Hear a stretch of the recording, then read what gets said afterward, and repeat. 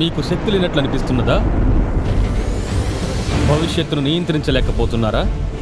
మీ దేశపు గతిని, మీ వృత్తిని, ఆర్థిక విషయాలను, మీ దైనందిక జీవితాన్ని నియంత్రించలేకపోతున్నారా? మన హృదయాల కొరకైన ఆత్మీయ పోరాటంలో ఇప్పుడు ఉన్నాం. విజయం సాధించేందుకు కొన్నిసార్లు శక్తి కూడా ఉండదు.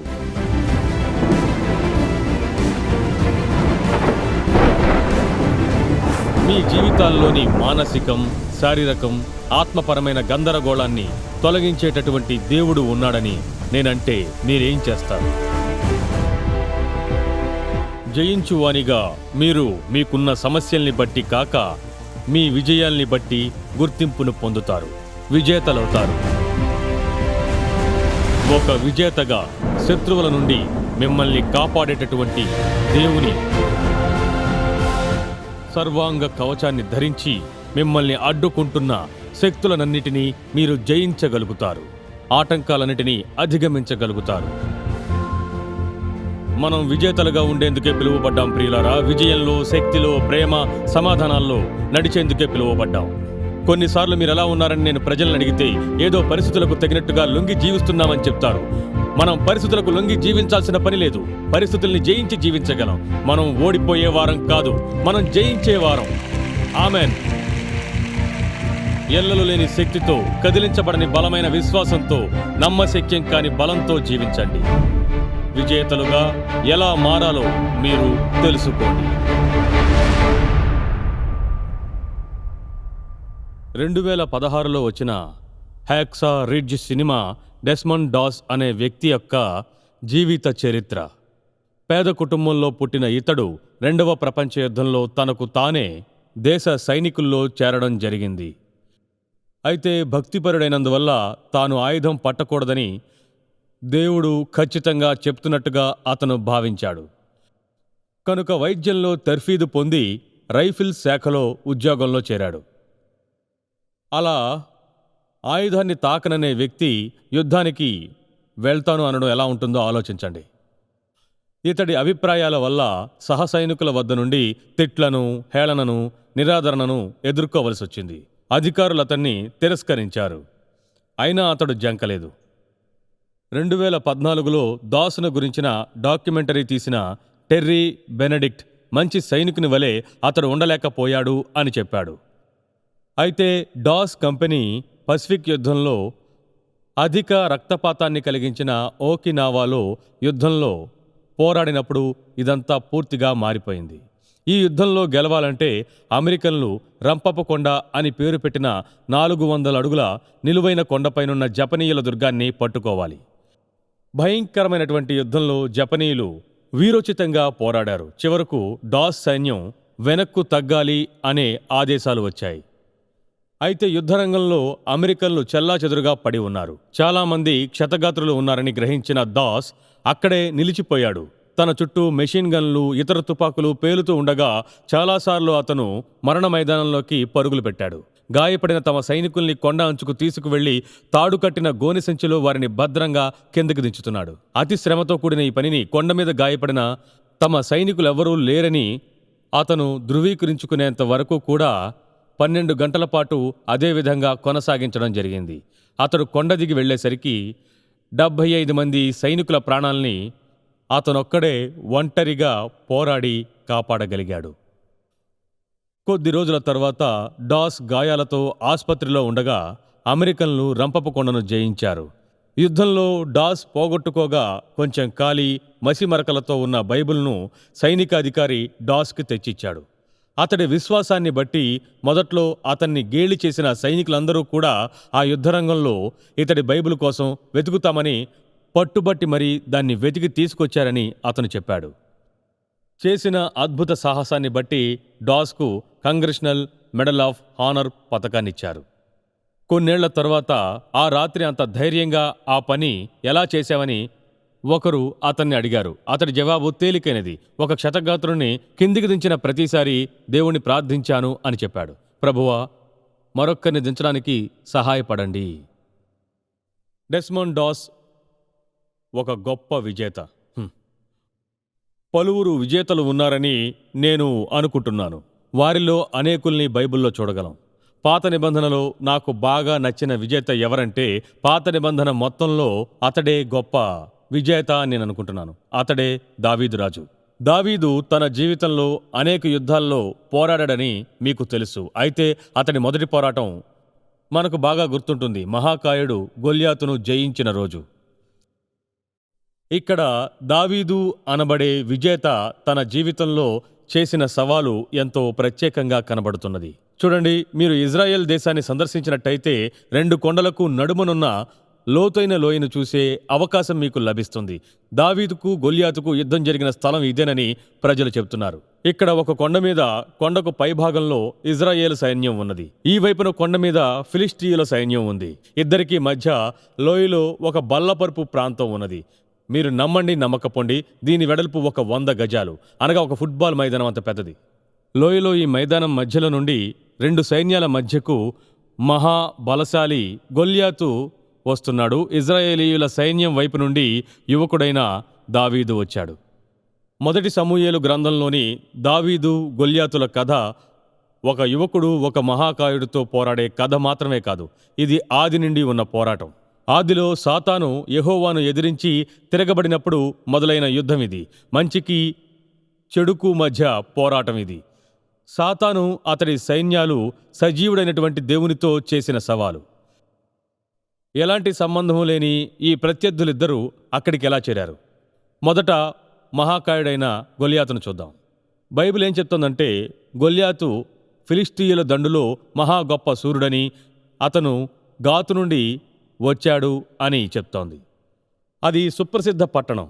వాగ్దాన దేశం గురించిన ప్రతికూల నివేదికను వేగులు గాతు నుండే తీసుకుని వచ్చి మోషేకు అందజేశారు. వారు వాగ్దాన దేశంలోకి వెళ్లి తిరిగి వచ్చి అక్కడున్న వారందరూ మహాకాయులని చెప్పిన సంగతి మీకు గుర్తుండే ఉంటుంది. వారు గాతును గురించే చెప్పారు. అవిశ్వాసులైన ఈ వేగుల వారు గాతులో మహాకాయులు ఉన్నారని, ఎంతో ఎత్తుగా లావుగా ఉన్నవారి ముందు తాము మిడతల వలె కనిపించామని చెప్పారు. గొల్యాతు ఆ ప్రాంతం నుండే వచ్చాడు.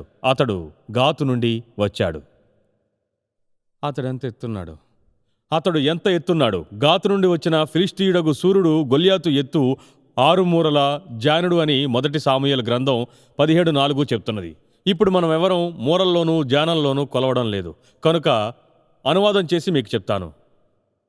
సరాసరి మనిషి ఎత్తు దాదాపు 5 అడుగులు ఉంటుందని మనం అనుకున్నట్లయితే గొల్యాతు ఎత్తు 9, 6, 9, 9కి మధ్య ఉంటుందని లెక్కించాలి. ఇది కొంతమందికి అర్థం కాకపోవచ్చు అనుకుంటాను. మరొక రకంగా చెప్తున్నాను.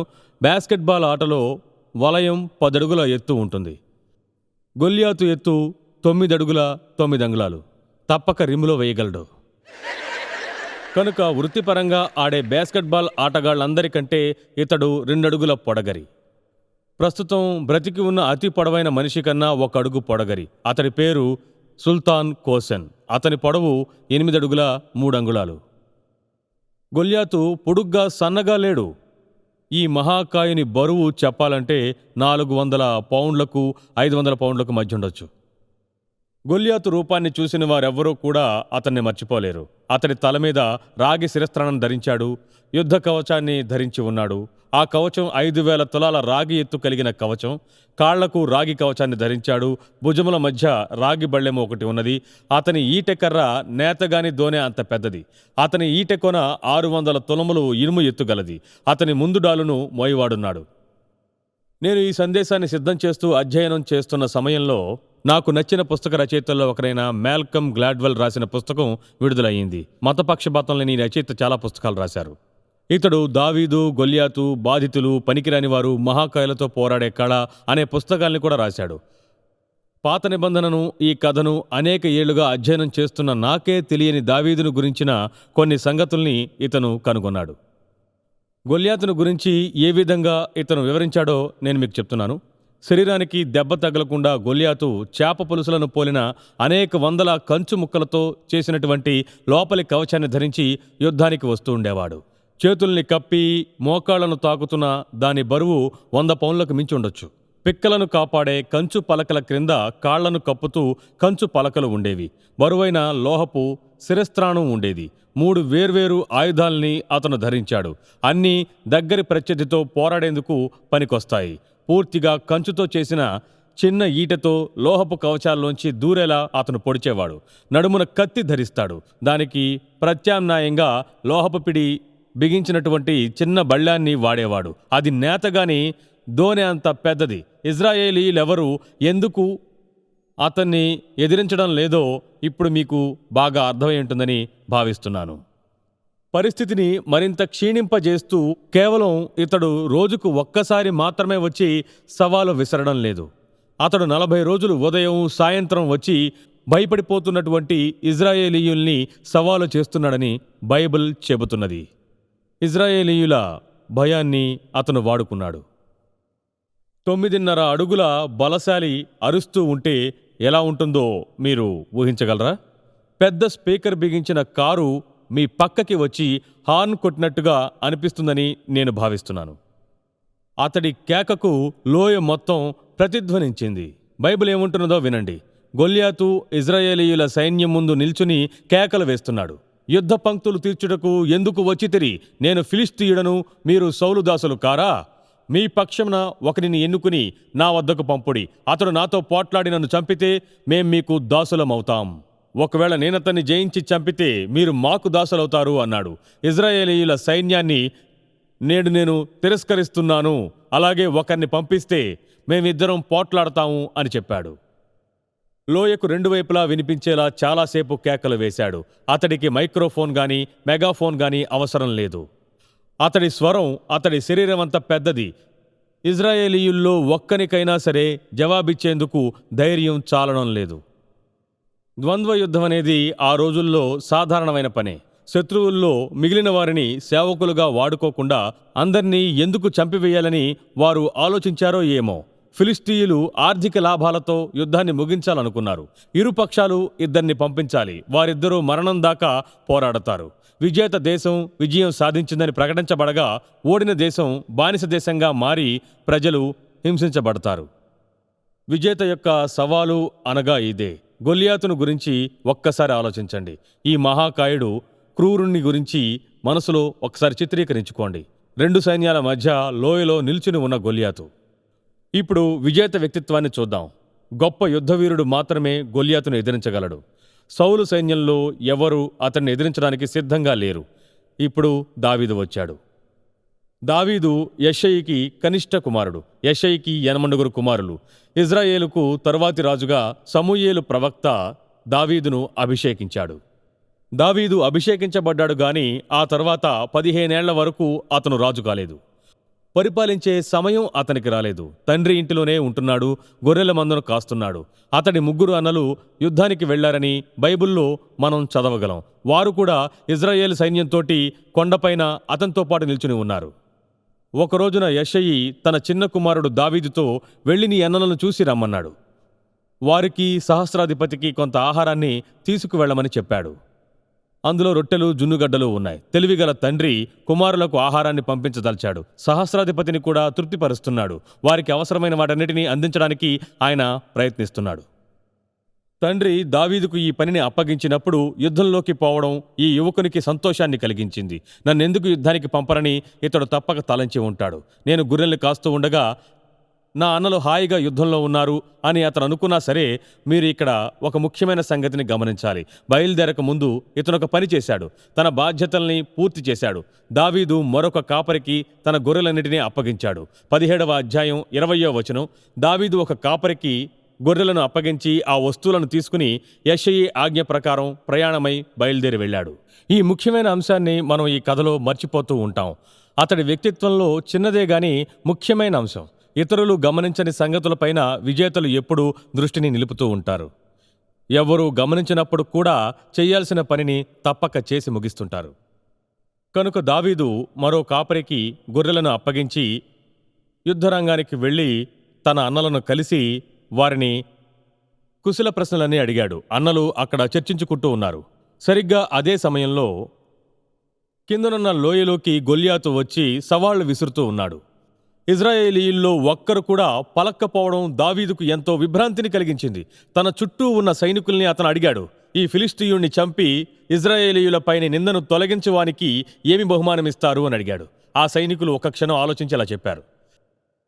రాజు ఈ విధంగా ప్రకటించాడు, గొల్యాతును చంపితే గనక గొప్ప ఐశ్వర్యంతో పాటు తన కుమార్తెను కూడా ఇచ్చి పెళ్లి చేస్తాను అన్నాడు. అది మాత్రమే కాదు, ఇందులో మరో లాభం ఉంది. అతడికి పైన జీవితాంతం పన్నులు చెల్లించాల్సిన అవసరం లేదు అని. ఇలాంటి సదవకాశాన్ని అందుకునేందుకు ఎవ్వరూ ఎందుకు ముందుకు రావడం లేదో దావీదుకేమీ అర్థం కాలేదు. అందరికంటే ఎత్తైన వాడు అని బైబిల్ చెబుతున్న సౌలుకు కూడా ఈ సవాలును అంగీకరించేందుకు ధైర్యం చాలడం లేదు. కనుక దావీదుకు విభ్రాంతి కలిగింది. తనకు గొప్ప దేవుడున్నాడు, మిగతా వారికెవ్వరికీ ఉన్నట్లు లేదు. కనుక 5 అడుగుల దావీదు ముందుకొచ్చాడు. అతడు గొల్యాతును చంపాలని నిర్ణయించుకోకముందు బైబిల్ కాలంలో నుండి కూడా ఏమాత్రం మారని అంశం, మానవులుగా విజేతలు చేసే ఒక పని ఇక్కడ జరిగింది. గమనించండి. బహుమతి సంగతి దావీదు అందర్నీ అడుగుతున్నాడని వినిన పెద్దన్న ఏలియాబుకు పట్టలేనంత కోపం వచ్చింది. 28వ వచనంలో దావీదుతో చెబుతున్నాడు, నీవిక్కడికి ఎందుకు వచ్చితివి? అరణ్యంలో ఆ చిన్న గొర్రె మందను ఎవరి వశం చేశావు? హేళనగా అడిగాడు. నీ గర్వాన్ని, నీ హృదయపు చెడుతనాన్ని నేను ఎరుగుదును. యుద్ధాన్ని చూసేందుకే నీవిక్కడికి వచ్చావు అన్నాడు. దావీదు దానికి తన అన్నకిలా జవాబిచ్చాడు, నేనేమి చేసి తిని? మాట మాత్రం పలికాను. ఇది చాలా తెలివైన జవాబు. ఏలియాబు కోపాన్ని పక్కకు తప్పించి ముఖ్యమైన అంశానికి తీసుకువచ్చాడు. నా మీద కోప్పడకు, మనం గమనించాల్సిన ముఖ్యమైన అంశం మరొకటి ఉన్నదని అతనితో చెప్తున్నాడు. గమనించండి, స్త్రీ గాని పురుషుడు గాని దేవుని పని చెయ్యాలని తీర్మానించుకుంటే ఎంతో ఒత్తిడిని, సమస్యల్ని ఎదుర్కోవలసి వస్తుంది. నిజానికి ఇది పనికిరాదు అని సన్నిహితులు సలహాలు ఇచ్చినా కూడా దాన్ని గట్టిగా పట్టుకోవాలని, ఏమాత్రం పట్టు వదలకూడదని దావీదు చెబుతున్నాడు. చాలా ఏళ్లుగా నేను దేవుడు చేయమన్న పనుల్ని చేస్తూ కొనసాగుతూ ఉండగా ఆ పనులు చేయడం మంచిది కాదని నా స్నేహితులు పలువురు చెప్పడం ప్రారంభించారు. ఇది వాస్తవం కాదా? ఇది ఆశ్చర్యకరం కదా? వాళ్ళందరూ నిన్ను ప్రోత్సహిస్తారని నీవు అనుకోవచ్చు. లేదు, నిన్ను ఆపాలనే వాళ్ళు ప్రయత్నిస్తున్నారు. వాళ్ళకు ఆ పని చేసే ధైర్యం లేదు. నువ్వు చేయడం కూడా వాళ్ళకి ఇష్టం లేదు. దావీదు గొల్యాతుతో పోరాడతానని చెప్పాడు. బైబిలు గొల్యాతును అతని భారీ ఆకారం, భారీ రూపం, భారీ కంఠస్వరంతో వివరించడం జరిగింది. అయితే దావీదును అతడి ధైర్యం, దృఢ నమ్మకం, ఆత్మవిశ్వాసాలతో వివరిస్తోంది. గొల్యాతును బైబిల్ అతడి శారీరక లక్షణాలతోనూ, దావీదును అతడి ఆధ్యాత్మికమైన లక్షణాలతోనూ వివరిస్తున్నది. ఇది ముఖ్యంగా గుర్తుంచుకోవలసిన అంశం. గొల్యాతు వద్ద లేని వస్తువు, దావీదు వద్ద ఉన్న వస్తువు వడిసెల. దావీదు యుద్ధానికి వెళుతూ ఏటిలో నుండి 5 రాళ్లను ఏరి తన చిక్కములో ఉంచుకున్నాడని బైబిల్లో రాయబడి ఉంది. చేతిలో ఒక వడిసెల ఉన్నది. గొల్యాతు దగ్గరకు అలా నడుచుకుంటూ వెళ్ళాడు. దావీదు అలా రావడం చూసిన గొల్యాతుకు ఎంతో అవమానం కలిగింది. లేఖనాన్ని చదవండి, ఎంతో వివరంగా ఉంది. గొల్యాతు దావీదును చూసి ఏమన్నాడంటే, కర్రతోటి వస్తున్నావేంటి? నేనేమైనా కుక్కనా అని అడిగాడు. తన దేవతల పేరిట శపించాడు. డాగోన్ దేవత పేరును కూడా వాడాడేమో. తరువాత మరింతగా రెచ్చగొడుతున్నాడు. 17:44లో దావీదుతో ఇలా చెప్తున్నాడు, నా దగ్గరికి రా, నీ మాంసాన్ని ఆకాశ పక్షులకు, భూమృగాలకు ఇస్తాను అంటున్నాడు. ఒక్కసారి గొల్యాతును ఊహించుకోండి. 40 రోజులు ఉదయం సాయంత్రం లోయలోకి వచ్చిపోతూ తనను ఎదిరించి పోరాడే వారి కోసం వేచి చూస్తున్నాడు. ఈరోజొక బాలుడు తన ముందుకు వచ్చి నిలబడ్డాడు. డాలు లేదు, అలాగే కత్తి కూడా లేదు. దావీదును తృణీకరించాడని బైబిల్ మనకు చెప్తున్నది. దాన్ని పరిశీలించాను. ఆ మాటకు అర్థం తెలుసునా? బాలుని చూసి పెదవి విరిచాడు. నీవు కత్తెయు ఈటెయు బల్లెమును ధరించుకుని నా మీదకి వస్తున్నావు. అయితే నేను నీవు తిరస్కరించిన ఇజ్రాయేలీయుల దేవుడు యెహోవా పేరిట నీ మీదికి వస్తున్నాను. ఈరోజు యెహోవా నిన్ను నా చేతికి అప్పగించును. నేను నిన్ను చంపి నీ తలను తెగవేతును. ఇజ్రాయేలీయుల్లో దేవుడు ఉన్నాడని ఈరోజు ప్రజలందరూ తెలుసుకునేలా నేను ఫిలిష్తీయుల కళేబరాలను ఆకాశ పక్షులకు, భూమృగాలకు ఇచ్చెదను. యెహోవా ఈట చేతను కత్తి చేతను రక్షించువాడు కాదు. యుద్ధము యెహోవాదే. ఆయన మిమ్మును మా చేతికి అప్పగిస్తాడని దావీదు చెప్పాడు. ఇవి దావీదు చెప్పినటువంటి మాటలు. ఆమెన్. పరిస్థితి మీకు అర్థమైందో లేదో కానీ ఆ ప్రాంతాల్లోని అతిపెద్ద రౌడీకి దావీదు కోపం తెప్పించాడు. దావీదు చెప్పిన శక్తి యెహోవాకు లేకుంటే దావీదుకు మరణం తప్పదు. కావాలనే గొల్యాతును అతను రెచ్చగొట్టాడు. అలా చేసి విజయానికి మార్గాన్ని సిద్ధం చేసుకున్నాడు. ఆ తర్వాత ఏమైందో చూడండి. గొల్యాతు దావీదు దగ్గరికి నడిచి వచ్చాడు. దావీదు గొల్యాతు వద్దకు పరిగెడుతూ వెళ్ళాడని బైబిల్ మనకు చెబుతున్నది.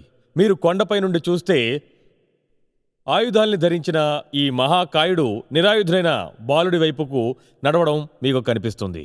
తర్వాత మీరొక అద్భుతమైన దృశ్యాన్ని చూడబోతున్నారు. ఆ బాలుడు సూర్యుని వైపు పరిగెత్తుతున్నాడు. గొల్యాతుకు కొంచెం దగ్గరగా వెళ్లిన తర్వాత పరిగెత్తడం ఆపి సంచిలో నుండి రాయిని తీసి వడిసెలలో ఉంచాడు.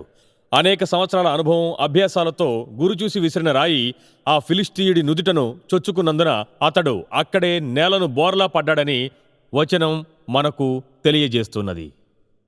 విజేతలముగా మనం దావీదు వలె పోరాడుతూ ఉంటాం.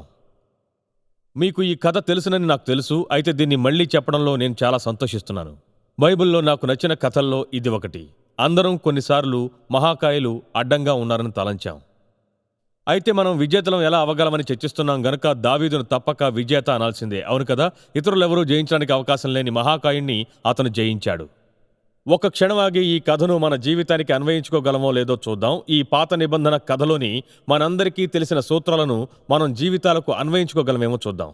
దేవుని సహాయంతో దావీదు చేసిన పని ద్వారా మనం ఏమి నేర్చుకోగలమో ఇప్పుడు చూద్దాం. ప్రయత్నం చేద్దాం.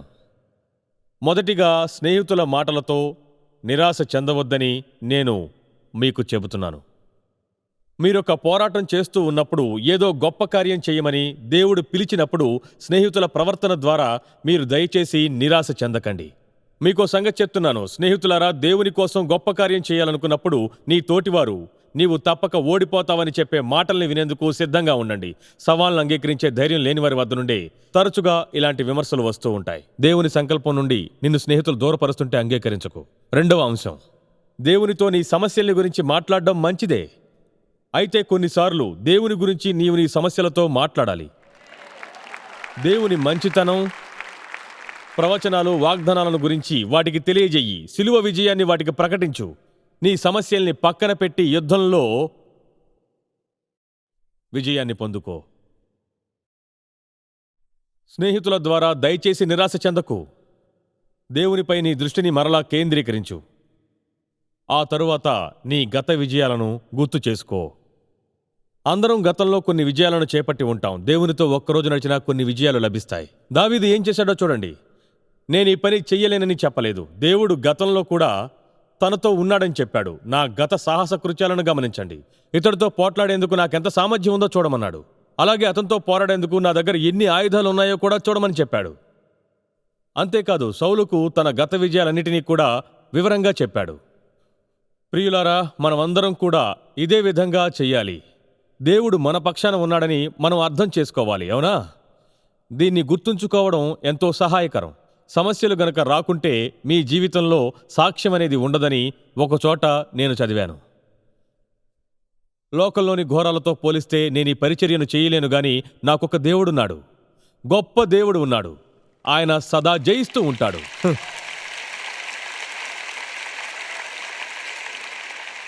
సరే, ఇప్పుడు నాలుగవ అంశం. ఇది నాకు బాగా నచ్చింది. సమస్యల వైపుకు పరిగెత్తు, వాటి నుండి పారిపోకు. గొల్యాతు దావీదు వైపుకు నడుస్తూ ఉండగా దావీదు గొల్యాతు వైపు పరుగులు పెట్టాడు. 9.5 అడుగుల సూర్యుని వద్దకు పరిగెత్తాలంటే ధైర్యం ఉండాలి. అయినా ఇతను పరిగెత్తాడు. దీనిలోంచి నేర్చుకున్న పాఠాన్ని మీకు చెప్తున్నాను. మీ జీవితంలోని సమస్యలు తొలగిపోవు. 6 వారాల పాటు ఉదయం సమయంలో, సాయంత్రం సమయంలో గొల్యాతు వచ్చి ఇశ్రాయేలీయుల్ని సవాలు చేశాడు. ఎవరో ఒకరు వచ్చి తనతో తలపడమని సవాలు చేశాడు. నేను ప్రార్థన చేస్తే దేవుడు నా సమస్యలన్నిటినీ తీరుస్తాడని నేను తలపోస్తూ ఉండేవాణ్ణి. కానీ ఆయన తీర్చలేదు. అయితే నేను నేర్చుకున్న దాన్ని చెప్తున్నాను. సమస్యలు వదిలిపోవు, కనుక అవి రాగానే పరిష్కారాన్ని వెతకాలి. సమస్యల వైపుకు పరిగెత్తండి. వాటిని కౌగిలించుకుని ఎదిరించండి. ఆ పనిని వాయిదా వేయొద్దు. వాటిని నిర్లక్ష్యం చేయొద్దు. పక్కకు తప్పుకుపోదాం అనుకోవద్దు. వాటిని ఇతరులపైకి నెట్టేద్దాం అనుకోవద్దు. వాటితో వ్యవహరించాలి. ముఖాముఖి వాటిని ఎదిరించి దేవుడు మీ పక్షాన యుద్ధం చేయడాన్ని మీరే స్వయంగా చూడండి. సమస్యలు వాటంతటవి తొలగిపోవు. వాటిని దేవుని హస్తాల్లో ఉంచితే దేవుడే వాటిని పరిష్కరిస్తాడు. సమస్యల వైపు పరిగెడుతున్నప్పుడు ఎవరి కోసం పోరాడుతున్నావో గుర్తుంచుకోవాలి. నీవు కత్తియు ఈటయు బల్లెమును ధరించుకొని నాపైకి వస్తున్నావు. నేను సైన్యములకు అధిపతియగు యెహోవా పేరిట వస్తున్నాను. యెహోవా కత్తి చేత రక్షించేవాడు కాదని ఈ దండువారు తెలిసికొందురు. యుద్ధము యెహోవాదే అని దావీదు చెప్పాడు. మనం దావీదు వలె మన సమస్యలన్నిటినీ ఎదుర్కొంటే మన జీవితాలు ఎలా మారిపోతాయో. ప్రభువా, నీ ఘనత మహిమల కోసం నేను సరైన పనినే చేస్తాను. నీ నామపు శక్తితో పోరాటాలను ఎదుర్కొంటాను. మహాకాయుల్ని జయించేందుకు నీవు నాకు సహాయపడతావని ఆశిస్తున్నాను అని చెప్పాలి. ఈ పుస్తకంలోని సందేశాలలో విజేత ఏ విధంగా ప్రవర్తించాలో వివరంగా తెలియజేయబడింది. విజేత యొక్క మార్గం మీకు తెలుపబడింది. ఎవరి కోసం పోరాడుతున్నారో గుర్తు చేసుకుంటే మీకు ఏమవుతుందో మీరే కనుగొనగలరు. విజేత అన్నిటినీ స్వతంత్రించుకుంటాడని బైబిల్లోని ప్రకటన 21:7 చెబుతున్నది. మనము జయించు వారము. స్త్రీ పురుషులారా, విజయంలో, శక్తిలో, ప్రేమలో నడవాలని మనకు పిలుపు ఇవ్వబడింది.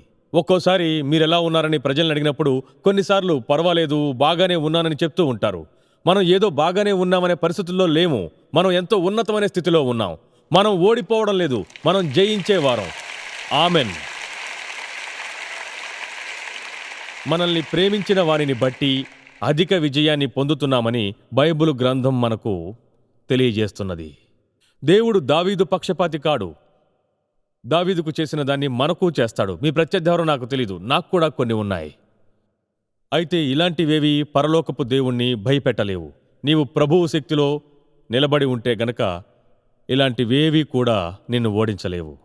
మనం ఇలాంటి సమస్యల గుండా వెళ్తున్నప్పుడు సర్వోన్నత దేవుడు మన బలహీనతల్ని తన శక్తితోనూ మన ఆందోళనను శాంతితోనూ జయించేందుకు ఎలా సహాయపడతాడో గ్రహిస్తాం. గొల్యాతును జయించేందుకు దావీదుకు సహాయపడిన అదే దేవుడు మన జీవితాల్లో కూడా మహాకాయుల్ని జయించేందుకోసం ఆయనపై ఆధారపడాలి అని ఆయన ఆశిస్తూ ఉన్నాడు. కాబట్టి మనం కూడా మన జీవితాల్లో అలాంటి మహాకాయుల్ని జయించాలి. అందరూ ఆమెన్ చెప్పండి. ఆమెన్. మీ అందరికీ వందనాలు.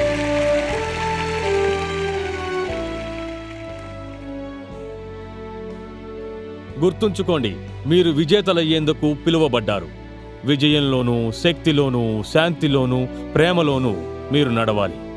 అన్నిటికన్నా ముఖ్యంగా మీరు మొదట అత్యున్నత విజేత అయినటువంటి యేసుక్రీస్తును విశ్వసించాలి. మీరు యేసుక్రీస్తుతో సన్నిహిత సహవాసంలో ఉన్నట్లయితే సవాళ్లను జయించేందుకు శక్తి, బలాలు లభిస్తాయి. యేసుక్రీస్తును మీరింతవరకు మీ సొంత రక్షకునిగా అంగీకరించకుండా ఉన్నట్లయితే ఈరోజే ఆ పని చేయమని ప్రోత్సహిస్తున్నాను. మీరు మీ విశ్వాసాన్ని గురించి నమ్మకమైన పరిచర్యలో ఉన్న ఇతర క్రైస్తవులతోనో లేక స్థానిక సంఘంతోనో పంచుకుని నూతన విశ్వాసంలో సాగిపోండి. మీకు దైవాశీర్వాదాలు. వచ్చే వారం టర్నింగ్ పాయింట్ ప్రోగ్రాంలో ఇదే ఛానల్లో మళ్ళీ కలుసుకుందాం.